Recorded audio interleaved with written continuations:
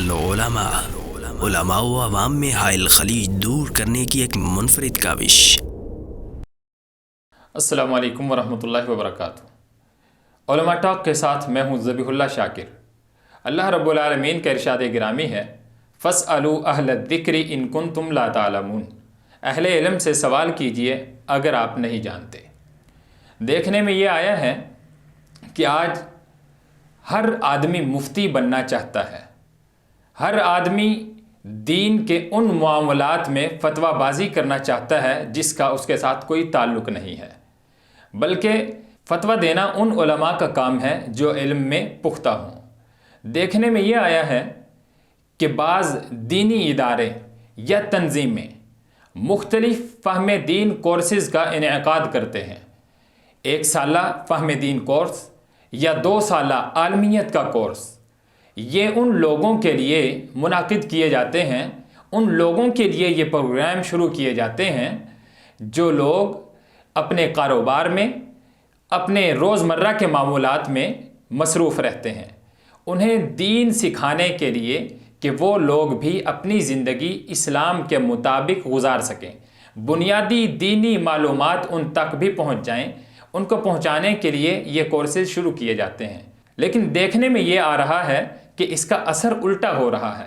لوگ کہیں بھی 3 مہینے کا یا 1 سال کا یا 2 سال کا فہم دین کورس کرتے ہیں اور اس کے بعد وہ سمجھتے ہیں کہ ہمیں اب فتویٰ دینے کی اتھارٹی بھی مل گئی ہے کہ ہم اب لوگوں میں فتوے بانٹ سکتے ہیں، جس کی وجہ سے لوگ پریشانی میں مبتلا ہو جاتے ہیں کہ آج تک ہم اہل علم سے اور کبار علماء سے یہ مسائل ایسے سنتے ہوئے آئے ہیں، اور آج ہمیں یہ کسی اور ہی انداز میں، کسی اور ہی طریقے سے، زاویے سے مسائل بتا رہے ہیں۔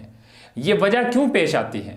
اس کے پیچھے وجہ یہ ہے کہ جو 1 سال یا 2 سال کا فہم دین کورس کرتے ہیں، ان کی معلومات ان علماء کی طرح نہیں ہوتی جو اپنی پوری زندگی دین پڑھنے، پڑھانے اور اس کی نشر و اشاعت میں لگا دیتے ہیں۔ ہم نے دیکھا ہے کہ جو لوگ 2 کتابیں یا 1 کتاب دین کے بارے میں پڑھ لیتے ہیں اور اس کے بعد اسٹیج لگا کر وہ لوگوں کو چیلنج کرتے ہوئے نظر آتے ہیں کہ دین کے بارے میں اگر کسی کا کوئی بھی سوال ہے تو ہم سے پوچھئے، ہم ان کے سوالات کے تسلی بخش جواب دیں گے۔ بلکہ یہ کام اور اس طرح کا چیلنج تو آج تک ہم نے ان علماء سے بھی نہیں سنا جو پوری زندگی اپنی دین کو پڑھنے اور پڑھانے میں لگا دیتے ہیں۔ وہ بھی اس طرح کا چیلنج کرتے ہوئے ڈرتے ہیں۔ اللہ رب العالمین نے تو کہا ہے کہ ہم صرف اہل علم سے سوال کریں۔ بغیر کم علم لوگوں سے جب ہم سوال کریں گے تو اس کے کئی سارے نقصانات ہوں گے۔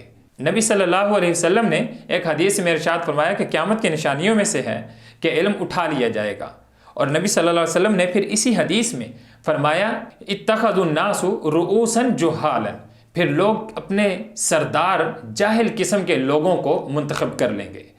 فَسُئِلُوا بِغَيْرِ عِلْمٍ فَأَفْتَوْا فَضَلُّوا وَأَضَلُّوا، ان سے جب سوال کیا جائے گا تو ان کے پاس علم نہیں ہوگا، خود بھی گمراہ ہوں گے اور دوسروں کو بھی گمراہ کریں گے۔ اس حدیث سے آپ جانیے کہ حضرت جابر رضی اللہ عنہ کہتے ہیں کہ ہم ایک سفر میں تھے، ہمارے ایک ساتھی سفر میں زخمی ہو گئے۔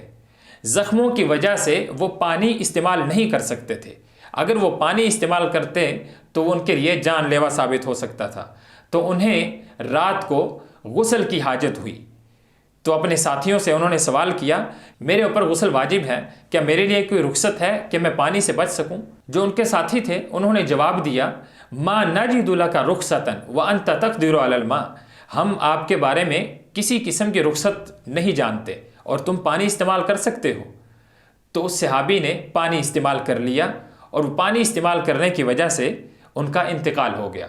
نبی صلی اللہ علیہ وسلم کی خدمت میں جب صحابہ کا یہ وفد حاضر ہوا تو آپ صلی اللہ علیہ وسلم کو بتایا گیا، تو آپ صلی اللہ علیہ وسلم نے انتہائی افسردگی کا اظہار کیا، فرمایا قتلوہ قتلہم اللہ، انہوں نے اسے قتل کر دیا، اللہ انہیں قتل کرے۔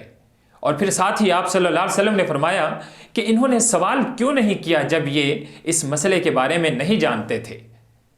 پھر آپ صلی اللہ علیہ وسلم نے ساتھ ہی فرمایا کہ فَإِنَّمَا شِفَاءُ الْعِيِّ السُّؤَالِ، جس آدمی کے پاس علم نہ ہو، کم علمی ایک بیماری ہے اور اس بیماری کا علاج سوال ہے۔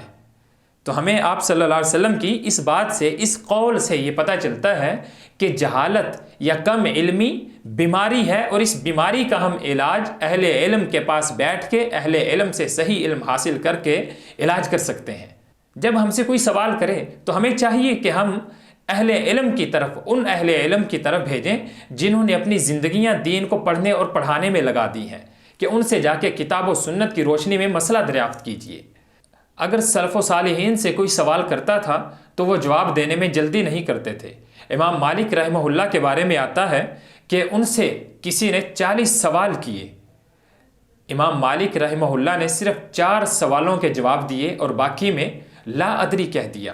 اپنی عزت اور انا کا مسئلہ نہیں بنایا کہ لوگ کیا کہیں گے، اتنا بڑا عالم ہے اور یہ سوالوں کا جواب نہیں دے پا رہا۔ اسی طرح امام مالک رحمہ اللہ ہی کہتے ہیں کہ جب تک 70 سے زائد محدثین فقہا نے میری تائید اور مجھے حکم نہیں دے دیا فتویٰ دینے کا، اس وقت تک میں نے فتویٰ دینا شروع نہیں کیا۔ یہاں بہت بڑا المیہ ہے کہ ہم دیکھیں کہ ہمارے سلف کتنی احتیاط کرتے تھے کوئی جواب دینے میں، کسی مسئلے کا ہم سوال کا جواب دینے میں اتنی ہی جلدی کرتے ہیں، بلکہ سلف تو توقف کیا کرتے تھے، رک جاتے تھے، اپنے سے بڑے اہل علم کی طرف لوگوں کو بھیج دیا کرتے تھے کہ اس سوال کا جواب فلاں دے گا۔ صحابہ کرام رضوان اللہ علیہم اجمعین میں بھی ایسے ہی ہے، جب ان سے کوئی سوال کرتا تو وہ کہتے ہیں کہ ہم اپنے سے زیادہ علم والے کی طرف انہیں بھیج دیا کرتے تھے کہ وہ اس سوال کا جواب دے گا۔ تو ہمیں احتیاط کرنے کی ضرورت ہے کہ ہم مفتی بننے کے بجائے جو ہمارے علماء ہیں ان کی طرف لوگوں کو بھیجیں کہ آپ اہل علم کے پاس جائیں اور ان سے سوال کریں۔ ہمیں خود فتویٰ دینے سے اور کسی بھی مسئلے کا جواب دینے میں جلد بازی نہیں کرنی چاہیے۔ اس کی وجہ سے بہت سارے فتنے جنم لیتے ہیں اور اہل علم کی قدر بھی کم ہوتی ہے۔ ایک بات اور جس کا ہمیں خیال رکھنے کی ضرورت ہے کہ مفتی اور واعظ میں فرق ہے۔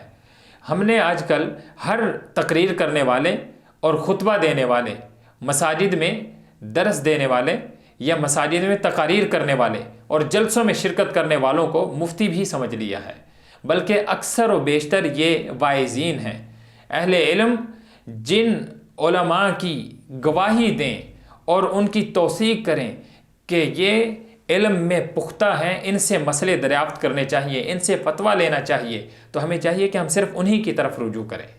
اگر آپ کے ذہن میں کسی قسم کا کوئی سوال ہے تو آپ ہمیں کومنٹ کر سکتے ہیں، اگلے پروگرام میں آپ کے تمام سوالوں کے جواب دیے جائیں گے۔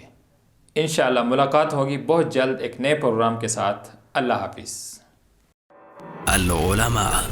علماء و عوام میں حائل خلیج دور کرنے کی ایک منفرد کاوش۔